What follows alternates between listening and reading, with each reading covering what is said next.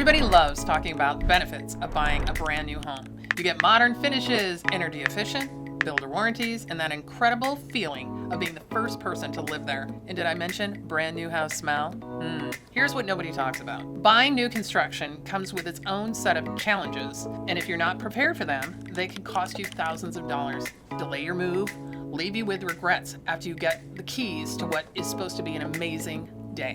Today, we're counting down the 5 biggest problems buyers face during the new construction home buying process. By the end of this video, you'll know exactly what to watch out for and how to avoid making the same mistakes we see buyers make every single day. If we haven't met yet, I'm Erin Smiley with New Construction Market Experts. We specialize exclusively in helping buyers navigate the new construction process right here in Southwest Washington. We've toured hundreds of communities, worked with nearly every major builder in the area, and helped countless buyers avoid costly mistakes throughout the build process in Southwest Washington. If you're thinking about buying new construction, you're in the right place.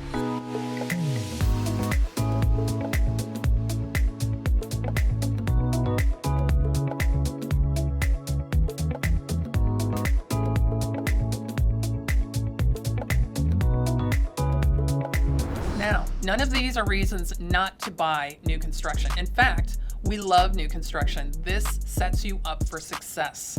The goal of today's video is simply to prepare you so you can make better decisions throughout this process. Let's jump into problem number 5, hidden costs. One of the biggest surprises for buyers is realizing the advertised base price isn't actually what they'll end up paying for the home. Before you fall in love with a home, ask your builder for a list of upgrades and the associated cost. Not just the base price. Make sure you understand exactly what is included and what is considered an upgrade. When you tour a model, ask how much in upgrades. You could get a number that is $10,000. You could get a number that is $200,000. This is going to give you an idea of what you can expect for upgrades. So, some chunky upgrade costs, depending on the builder, can be backyard landscaping and irrigation. It can be fencing. It could be a 3rd car garage. It could be a fridge, washer and dryer, could be window treatments, could be flooring. So you need to make sure that you are familiar with what the costs are and the associated expense. Number 4, build times and delays. Biggest challenge you'll run into is patience. Here are some items that can affect the build times and the delays. It could be weather, which could be snow in January or February. It could be a 100-degree day in August where you're not sending your roofers up on a 100-degree day. Could be wind, so weather is a factor. Also, material shortages. When you have issues with tariffs, with delivery, that can be an option. Also, your inspectors in your local jurisdictions. Sometimes they're understaffed and they're not getting to the site when they need to be. And that is labor availability is definitely one. Also, you could have permit delays. That is the biggest gray area for your timeline when building. It could be 3 to 4 weeks to process a permit. It could be up to 3-4 months. And there are times where you have to resubmit a permit. So again, do know permit is probably your biggest item that can affect the timeline of your build. Builders give estimated completion dates, not guaranteed dates, but estimated. I will say after our material shortage issue in 2022, you're going to see that there's usually a buffer in that completion date because it's incredibly important that the builders are completing when they say they're going to complete.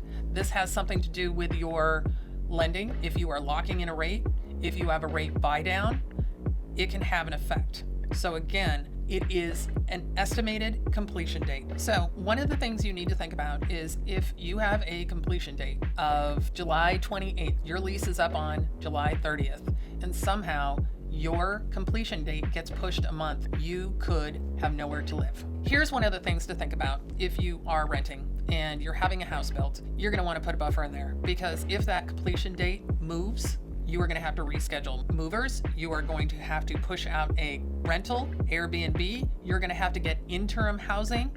There is a lot of expense that can get tied into that completion date. Do know you're going to have a little bit more with production build. That completion date could change a week or two. With a custom home, there could be several months that are in play. You need to make sure that you have a lease in place that you can extend, where you're going to have to try to secure interim housing. That is not an easy and add if you have pets. Not every rental is going to accept pets. Here is my golden nugget of advice for you. Always build flexibility into your timeline. I have folks that think they're going to close at 11 a.m. on a certain day. They have Costco arriving with their fridge. They have got Comcast showing up to do their internet, and the house has not closed. It is getting pushed to the afternoon. For some reason, it closes the next day. Generally speaking, you are not going to be able to get into that home until the deed records with the county.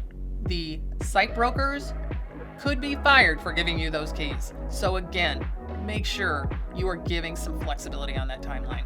It will save you so much sanity. I'll say sanity. Our number 3 is choosing the wrong lot.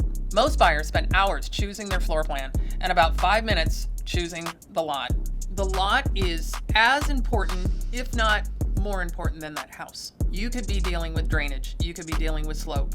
You could be dealing with power lines, backyard privacy. Also, something to think about is how much construction is going to be happening. Is it going to be years that you are in a community and there is significant construction? Here's the thing, just a few things to make note of is you could be buying a home and you are backing to a future phase that could be building for years. That is a lot of construction. Normally, you are going to have local jurisdictions are going to have times where they can do construction. I'm here to tell you they show up early. They show up on Saturdays. So that is something to think about, especially if you work remotely and you have business hours where, you know what, this isn't going to work for me. The other thing is really thinking about backyard privacy. Sometimes you want privacy and you buy your home, you find out, guess what? There's a 3-story home behind me. Let's hope I like my neighbor. That is why you really need to kind of get an idea of what you're looking for with that lot. It is as important as the home. Number 2, builder upgrades. This is where budgets can disappear. One of the things I will tell you is if you are going into a design center appointment, before telling them your name and saying, we're so excited to be here, tell them your budget. Make them aware of what your budget is so you don't run into any type of upselling situation. We want the design center to be rainbows and unicorns. So that means you're sticking to your budget. With upgrades, you're going to have different levels. You're going to have base pricing where maybe stained cabinets are included, but if you want painted cabinets, it's going to be an upgrade. Flooring, same type of situation. Countertops, you may have a standard type of quartz or granite, but you have different levels. And again, level 1 is usually something that's included in your base price, but you can go up to a level 4. So it's really important to know what that budget is. Lighting, trim, appliances, hardware, electrical, that is something that can kind of sneak up on you. If you are looking at adding Cat 6 into rooms, if you're adding floodlights, if you're adding more outlets in your garage, that is something that can sneak up on you. So make sure you get a good idea before you go into an appointment what that costs. Number 1, going in without representation. The biggest mistake that folks run into with new construction is walking into that model home, going under contract, and not having representation. Someone dedicated to looking out for your interest. Having someone who understands every builder, every community, and every builder contract can save you money, stress, and help you make a much better long-term decision and investment. If you want to know the implications of not having representation when purchasing new construction home, we've done a video. Check out the link below. Buying new construction is still one of my favorite ways to purchase a home. You get modern layouts, energy efficiency, frugal Fanny likes, warranties, and often less maintenance than buying resale. But like anything, it's important to go prepared. Think about being prepared and getting the knowledge to ensure this is going to be a nice, manageable process for you. If you understand these 5 challenges before you start looking for homes, you'll be miles ahead of the average buyer. If you're planning on buying a new construction home anywhere in Southwest Washington, we would love to help. We spent years specializing in new construction and helping buyers navigate this process from start to finish. If you found this video helpful, make sure you subscribe because every week we release new videos about new construction communities, builders, market updates, everything you need to know before buying your next home. And if you want the 5 best reasons to buy new construction, visit this link here. Bye-bye, we'll see you in the next video. Thanks for watching.